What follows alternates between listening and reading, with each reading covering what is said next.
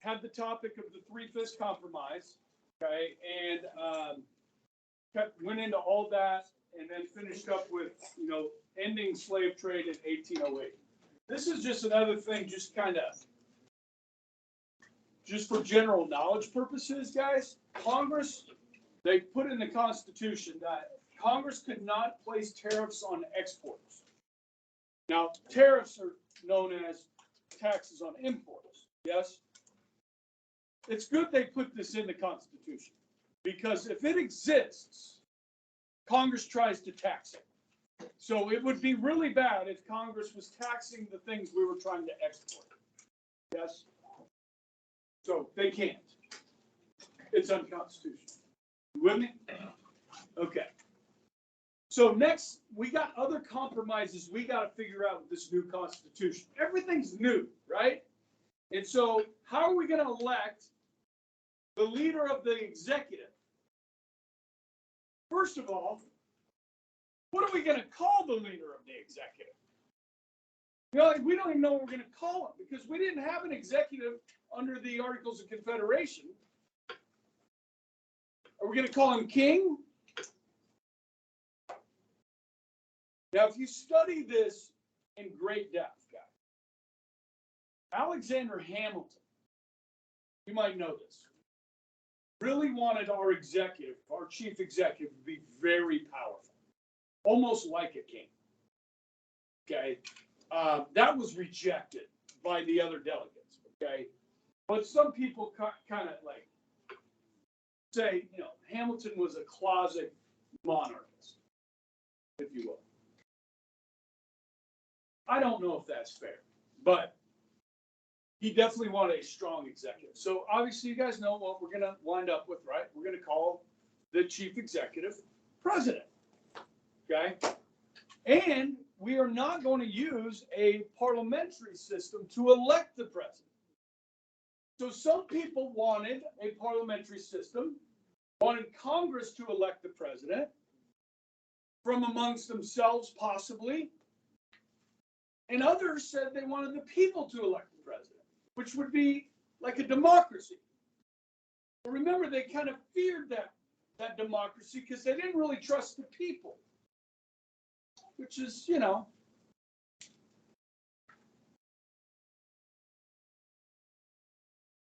we talked about that yesterday, right? You trust the people. Well, we used to not trust them to elect the senators. Now we do. Right? So they compromise on the Electoral College. Okay? And I've gone over this with you before. Okay? But let me do a quick review of that since we're talking about it. And that is, each state is going to have electors. So when we have a presidential election, the winner of the majority of the electors wins the presidency. Okay? Now, the person that finished second becomes what? Vice president. So John Adams finished second. Now, can you imagine Donald Trump being Joe Biden's vice president? Or Hillary being Donald Trump's vice president? So guys, after like 3 tries at this, we're like, this is not going to work. So we had to change the Constitution. Okay. Yeah, that's kind of a crazy idea, isn't it? And there were some big fights in that first cabinet. Washington was the first president, and there's going to be some big fights between these different people, especially like Jefferson and Hamilton. Like, they don't get along. Okay. So, how many members are there in the United States House of Representatives? Hold up. Let's try this again. How many members are there in the United States House of Representatives? Okay, that's kind of pathetic, but better. How many senators? Okay. Add those together, you get 535. There are 538 electors. Where do we get the extra 3? Washington, D.C. Now, until the 23rd Amendment, guys, Washington, D.C. did not get to vote for president and vice president because they didn't have any electors. So the 23rd Amendment says that if D.C. were a state, which it's not, it would have this many electors, 3, based on its population. So D.C. gets as many as electors as it would have if it were a state, which is 3. Okay. Now, it's a small area, so you're never going to see D.C. go to 4. I don't think you. I mean, conceivably you could, but I don't see it happen. Okay. So that's 538. If you divide that in half, you get 269. You got to have a majority. So most decisions made in a democracy are done by majority rule.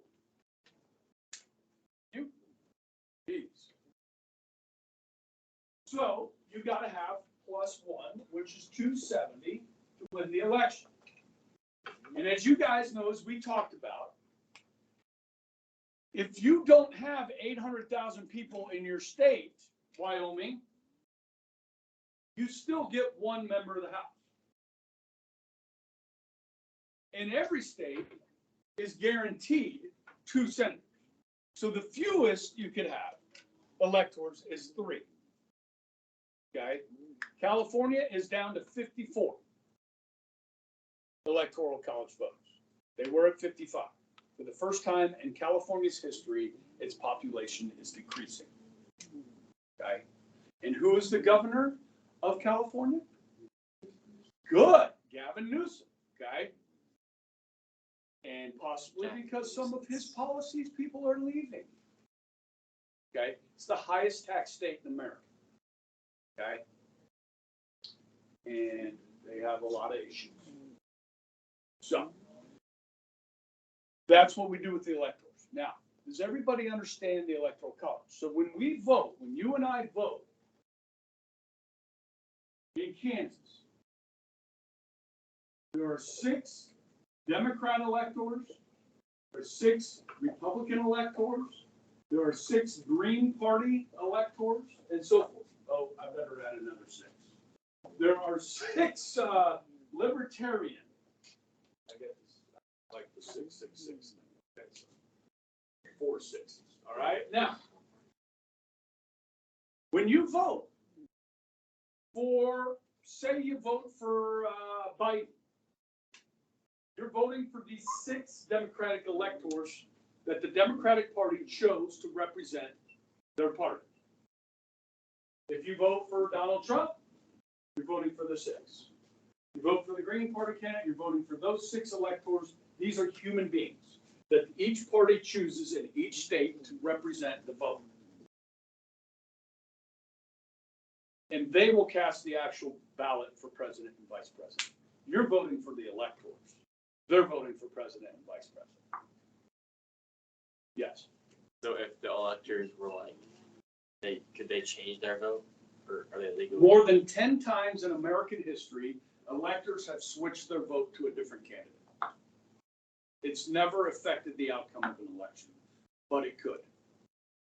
It's like all the electors got together and were like, let's just screw them over. Okay, so when we get to the executive branch, I'll show you the video because it'll take me a minute to find it. But when Trump won in 2016, there were a bunch of Hollywood actors that made a video, and they were trying to convince electors to vote for somebody besides Donald Trump. Not necessarily for Hillary. They said it out loud. They said, we don't want you to necessarily vote for Hillary, but we want you to vote for somebody else so that Donald Trump cannot get to 270. Okay? And they sent this video out on YouTube and Twitter and Facebook and tried to get put pressure on electors to switch their votes. One did, but it was a Hillary elector that switched to somebody else, not Trump. Okay. So it's happened at least 10 times, maybe more than that, but it's never affected. Now, let's say Biden gets reelected. Okay, you know they're investigating Biden and his son's business dealings and so forth for bribery and kickbacks, and they think that the Biden family may have taken at least $50 million from China, from Ukraine, from Azerbaijan, Romania, and other countries, while Biden was vice president. His son was bringing in the money for the family. Now, what did those countries get in return for that money? That's what the Republicans got to prove. And to this point, they haven't really been able to prove it. So let's say Biden gets reelected and they come up with evidence between the election and when Biden takes office again. The electors could switch their votes in that time period between November and January 6th. And that's what the people on January 6th were trying to do, was trying to stop the counting of the Electoral College at the Capitol. When people stormed the Capitol, they tried to stop the counting, which is being done by the Vice President, Mike Pence, who was Trump's Vice President. Okay, so, yeah, does that make sense to everybody? Okay, so, September 17th, majority of the delegates signed the Constitution, okay? Certainly, you needed 9 states of the delegations to sign it.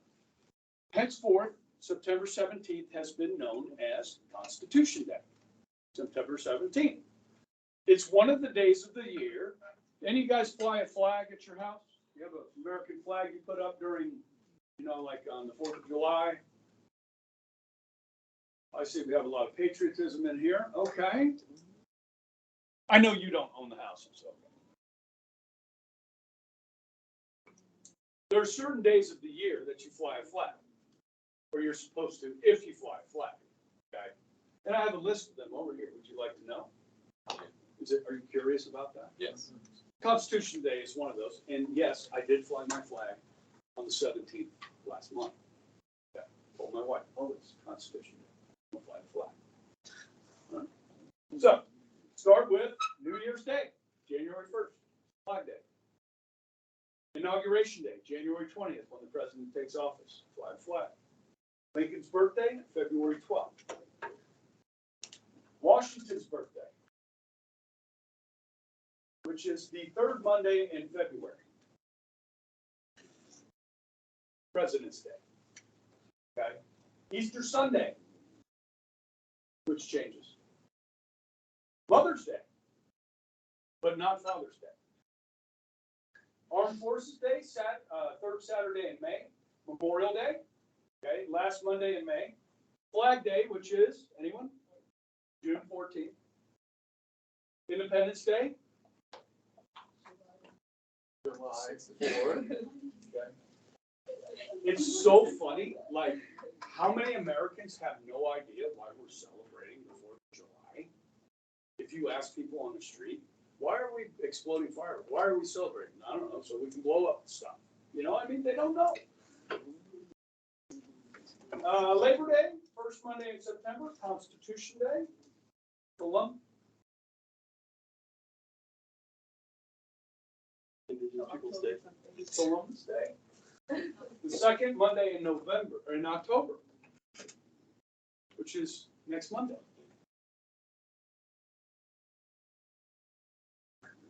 Don't get me going. Columbus never landed in Yeah. Here, right? Yes. Okay.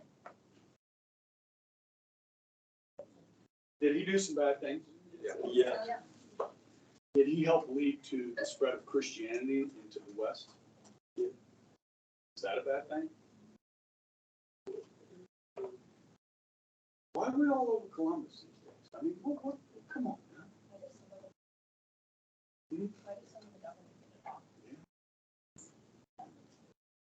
It's a holiday. But not for them. Navy Day. October 27th. Veterans Day. November what? The 11th hour of the 11th day, the 11th month, 1918. Armistice Day becomes Veterans Day.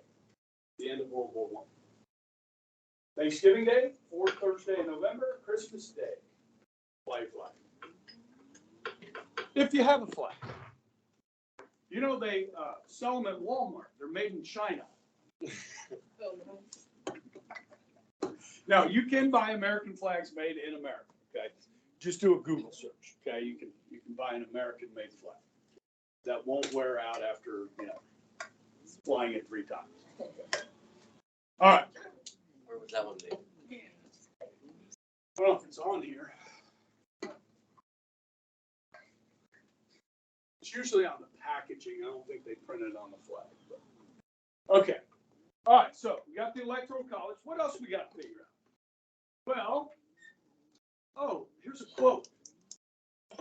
Remember, Patrick Henry didn't go to the convention, right? He's like, I know what you guys are doing. You're building this strong national government that is going to control our lives. Yes? He says this, the Constitution, and please listen to this, because a lot of people, I think I talked about it the other day. No, it's probably in history class, but the Constitution is not an instrument for the government to restrain the people. It's not meant to control us. It is an instrument for the people to restrain government, lest it come to dominate our lives and interests. Guys, this document lays out the powers of government. It limits the powers of government. That's what it's there for. So that government can't do whatever it wants. Remember this, right? So in the beginning, we had the Articles of Confederation because we didn't trust government. This one gives the government more power than it had. Okay? And sometimes we feel like the government's doing too much to control us. Yeah. I mean, I feel like the government can pretty much do whatever it wants now. Like who's the only people that are going to stop it are other people in the government. Okay. Like, let me throw this at you. Well, yeah, the Supreme Court plays a big role here. Yeah. But so a couple months ago, the mayor of Albuquerque, New Mexico, said we have too much gun crime in Albuquerque. We have a crisis. She was going to suspend conceal and carry in Albuquerque. Okay. She was trying to suspend part of the Second Amendment. And everybody told her, you can't do that. You know what I mean? Everybody, you know what I mean? Including, and if it went to the Supreme Court, they would say it. You know what I mean? So you can't do that because of limits on the government. The mandates of, say, the vaccine, okay? Some of that stuff's unconstitutional, okay? Now, if you were in the military, they said you had to take the vaccine. Well, you work for the government. They can tell you what to do to keep your job. So we lost a lot of people in the military. Now, Congress has come along and passed a law that says you cannot force the military to take this vaccine. Not any vaccine, but this vaccine. Okay? Did those people that got kicked out of the military get their jobs back? No. Okay. Now, maybe under a different president, they would. Okay? But not this one. Okay? So, yes, they have a lot more power than they've had. The key is your rights. Okay? That's where we draw the line. When your rights get taken away, your free speech. So you have these cases like where the baker that doesn't want to make a cake for a gay wedding. Okay? The Supreme Court is protecting your religious freedom there. Going to this school is protecting religious freedom in the First Amendment. You follow me? So, yeah, it feels like the government can do whatever it wants. And sometimes it feels that way. The regulatory state, Emily and Angelina, we're going to talk about the Interstate Commerce Clause in history today, okay? And that really expands the regulatory power of, it's in the Constitution, the Interstate Commerce Clause, but it really wasn't used until the Great Depression. And it gave the government a lot more power to regulate. Any of you guys do Trade Academy? Okay, any of you guys ever work on a construction site, you know what OSHA is? OSHA, the Occupational Safety Hazard Administration Agency, okay? That's because of the power of interstate commerce. Since your business, like if you're building houses, you don't get the wood from Kansas. We don't have trees. So you got to import the trees, the wood, okay, the lumber. And so since it crosses state lines, the government can regulate the construction industry. Okay, so regulatory, environmental protection agency is a huge one that restricts property rights and so forth. And so we have these fights in this country all the time. And it goes through the courts, okay? And the court is the one that's supposed to defend your rights and your freedoms, okay? So learning this system and understanding this system is very important if you want to defend your rights and your freedoms. Okay, if you don't care and you're just going to say the government can do whatever it wants, well, then you're a sheep. You're not a patriot. You're a sheep. Okay? So stand up for people that disagree with you for free speech. If you don't like their speech, it doesn't matter. They have a right to say it. Yes? Even if you disagree, you don't like that protest because you don't agree with that protest, they have a right to protest. And you need to stand up for their right to protest. Follow me? Because one day you may want to protest and you want that right. Okay, so we have to stand up for each other. Even when we disagree with each other, we have to stand up for each other's rights. That's huge. Okay? So when the government abuses its power, we need to call them on it. But if we're not paying attention and we don't know they're violating the Constitution because we don't know the Constitution, then who's going to stop them? That's our job. Okay? All right, sorry, I got it. All right, what do I have next here? Oh, yeah, we're going to have a fight. We're going to have a big fight. So, you need 9 states to ratify this thing. Just like you need 3/4 of the states to ratify a constitutional amendment, 38 states, here you're going to need 9 states to ratify it. The supporters of the new Constitution are called what? Federalists, because we're creating a federal system. Does anybody remember the definition of federalism? The sharing powers between national, state, and local. Sharing and division of power between national, state, and local government. Federalism. And that's what this Constitution does. Okay? If it's not a power given to the national government nor denied to the states, that power belongs to the states or to the people. That's federalism. And we'll be doing a deep dive on that before the test. Okay? Well, we know who's going to win. So why do we even talk about it? Well, we're going to talk about it, guys, because the anti-federalists are going to bring up some really good points about this new government and the powers that it has.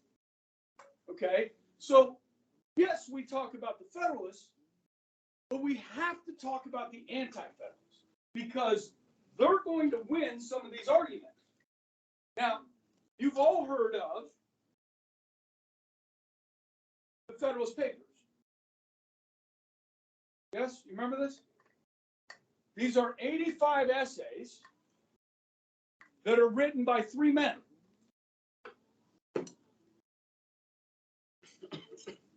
Do we remember these 3 men's names?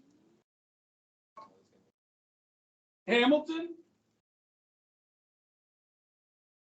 who's the father of the Constitution? Jefferson. No! Oh, that was Jason. Jefferson's in France. That you were asking who wrote that. Wait, oh. Madison, Hamilton, and the John Jay, who became the first what? John Jay was the first what? Chief Justice of the United States Supreme Court. And he quit. The Supreme Court, guys, was the stepchild. Okay? If you look at this document, the first two columns are the legislative branch.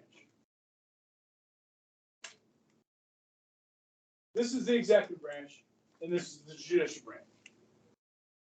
Now, in this document, it is not explicit, this power of judicial review, where they can say what the president is doing is unconstitutional, or what the laws that are passed by Congress are unconstitutional. It's not explicit.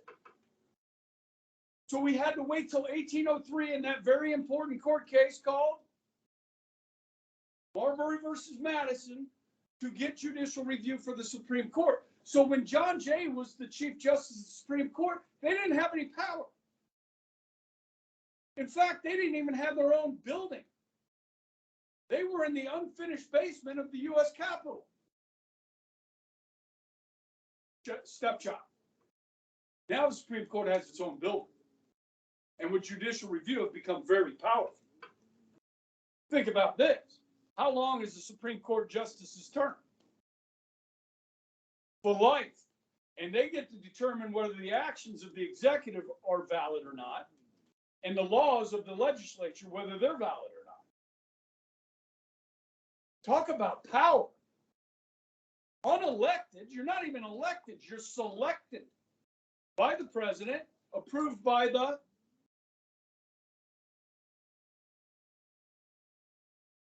Senate, not the Congress, the Senate. Guys, we're going to have to be able to differentiate powers of the House and the Senate. We'll get there. Okay. Okay. We also need a new capital until one can be built, which will be New York. Okay. They're going to meet in New York until they can build the new capital, which will become DC, District of Columbia. Yes? So Philly, New York, DC. Yes? Okay.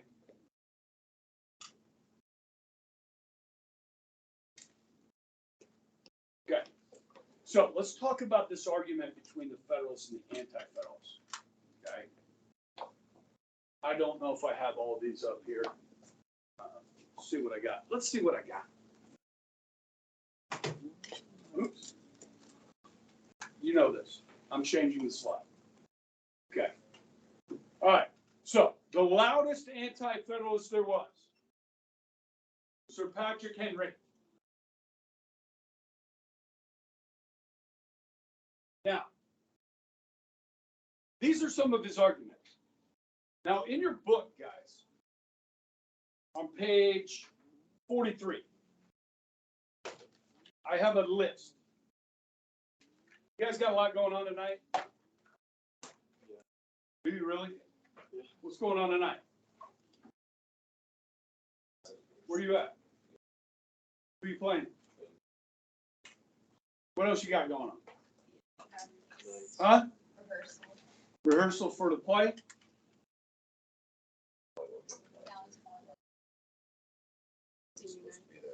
All right, so you want this reading tonight or you want it over the weekend? Okay, I'll give you the weekend. All right? All right, page 44. 45, 46, 47, 48.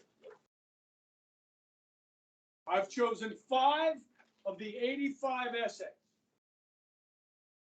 These are some of the most important of the 5. So when you return to class on Monday, we're going to have a class discussion on these 5 Federalist papers. They are written in English.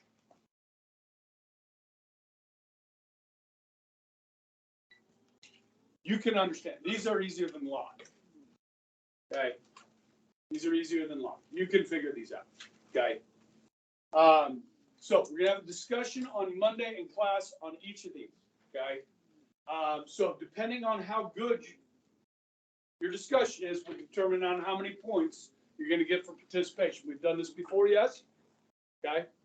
So I'll post that on Canvas.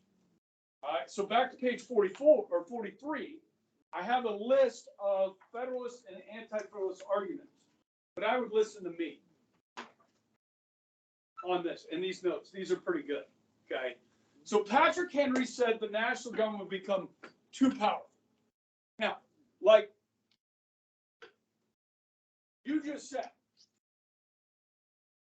has this come to fruition? For some people, yeah, the government has become too powerful. I remember when Ronald Reagan ran for president in 1980, he talked about it. He said, people ask me, Mr. Reagan, do you fear your government? He goes, you know, to be honest, I do fear my government. Do you fear the government? When I post something that is critical of the Department of Justice and the FBI because of how they're treating certain citizens, like January 6th people, do I fear that, you know, maybe the government is tracking that, what I'm saying, against the government? Do I fear that will come back to haunt me one day? I do. But I also believe in free speech. And so I'm willing to be that patriot rather than that sheep that will speak out against my government. We're allowed to do that. Okay? So this is really a matter of opinion whether that's happened or not. Okay? Now he said popular government like this can only exist in small territories, that one this large, and it's going to grow, can only be held together by force. Now, do you think that we are only held together by force as a nation? I don't think so. Now, if you don't pay your taxes, the IRS is going to come knocking, okay? And you're going to be forced to pay your taxes, okay? But that's your civic duty as well, is to pay your taxes, okay? So I don't know if I'd call that force, but so, yeah, that again is a matter of opinion, but my opinion is I don't think that's probably the case. Oops. Here's some others. Anti-Federalist arguments, okay? And actually, guys, you can buy a book like this, the Federalist Papers. You can buy the Anti-Federalist Papers. They've sold significantly fewer copies than this has, okay? But you can buy them, okay? Some of the people that wrote the Anti-Federalist Papers included Patrick Henry, Henry Clinton, who was the governor of New York, a guy named Elbridge Gerry, who was the governor of Massachusetts. Those are some of the more famous anti-federalists. But he said, hey, the anti-federalist said, strong executive would become too much like a monarch or a king.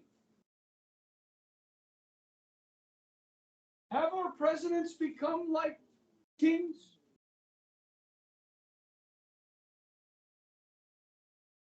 What's the closest we've ever had to like the most powerful president that has wielded great power?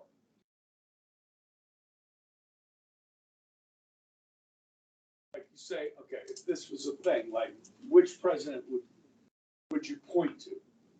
The one guy. Franklin Roosevelt, elected 4 times. Yeah. Yeah, but as my history students are learning right now, the Supreme Court is going to have a lot to say about these programs and things that Roosevelt wanted to do, and they're going to strike down dozens of things that Roosevelt tried to do. The system works. The president hasn't become like a king. Okay, now in more recent years, as we'll learn later on, guys, presidents use this thing called executive order. And as Teddy Roosevelt talked about the president has the bully pulpit. Everybody knows who the president is. Not everybody knows who the vice president is. And certainly a lot of people don't know who their members of Congress are. But they know who the president is. Okay, so the president has the bully pulpit, or the, what do you call that? speaker thing, you blowhorn, or what do you call that thing? It's a megaphone, or that's this, that cheerleaders use. What do you call that thing? No, the megaphone is this. It's this? Yeah. I thought the megaphone was the thing the cheerleaders use. No, wait, yeah. What's a megaphone? Yeah. Are you talking about a mic? The thing, like, it's shaped like a bell pointing out, you speak into it, it's got a speaker that comes out. Yeah, that's the megaphone. The thing that cheerleaders use, that's not a megaphone. That's like a stick. Yeah. Bullhorn, that's what I thought it was. The bullhorn is. So what was really You don't think we're going maybe like a this? tiny No, air horn. Oh, air horn. Bullhorn is a bigger one. That's an air horn. Is it talking about like? A bullhorn's the one you speak into. What? The megaphone is the cheerleader thing, No. shaped like a cone. No. You're talking about. I'm getting yeses here and no's. Who's on the cheerleading squad? The megaphone, I feel like it's both. Yeah. I guess it is the same concept. Well, yeah. One's electronic and one's not. Okay, moving on. Bully pulpit. Okay. All right. This would be a danger to individual rights and representative government itself. I think that's false, right? That has not happened. Okay, so that argument falls on deaf ears. Now this next one. This Constitution had no Bill of Rights. They did not list the rights of the people in the Constitution. So these anti-federalists said, well, hold up now. We can't have a constitution that doesn't list our rights. Well, they said, well, don't worry. The states have their Bill of Rights in their state constitutions. They have the rights in the state constitutions. Mm-hmm. Yeah, but you're creating a new national government that has more power than ever before. You need a Bill of Rights. No, Madison says. No. All the powers of the government are listed. And nowhere in there do they have the power to take away your rights. You don't need a Bill of Rights because they don't have the power to take them away. Well, how do you know what they are if they're not listed, Madison? So Madison argued against the Bill of Rights. But then, does anybody want to know what Madison goes on to become? He's the first what? He's the fourth president, but he's the first what? Speaker of the House. So as Speaker of House, he will help author those same Bill of Rights that he opposed. So you guys know the first 10 amendments to the Constitution are the Bill of Rights. And states like North Carolina and Virginia said, listen, we're not ratifying this new Constitution unless you promise to put in a Bill of Rights. So what do I say? Bow at the altar of the anti-federalists, because they're the ones that got that in the Constitution. That's why this argument is so important. Okay? And these Federalist Papers, guys, these 85 essays explain the Constitution. The Constitution, I just had one. Yeah. The Constitution is a very short document. It's very broad. So guys, these 85 essays explain it. What does impeachment mean? High crimes and misdemeanors. What does that mean? Well, there's an index in here, guys. If you look up the word impeachment in this index in the Federalist Papers, there's many references to what they meant by impeachment in these papers. So if you're a Supreme Court justice or a federal judge, you got to know these. You know what I mean?